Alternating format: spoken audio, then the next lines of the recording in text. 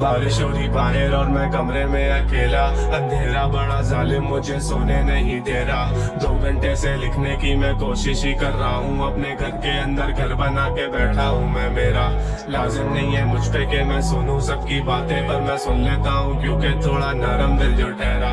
जाना तेरी यादें मुझे सोने ही नहीं देती, लेटे लेटे इस बिस्तर पे कब हो जाता है सवेरा। मुझे और अगर तुम लोग नए हो तो सब्सक्राइब करो, वो जो लाल वाला बटन है उसे फूट फेंक के मारो या फिर मोमबत्ती, मुझे नहीं पता, बस क्लिक हो जाना चाहिए।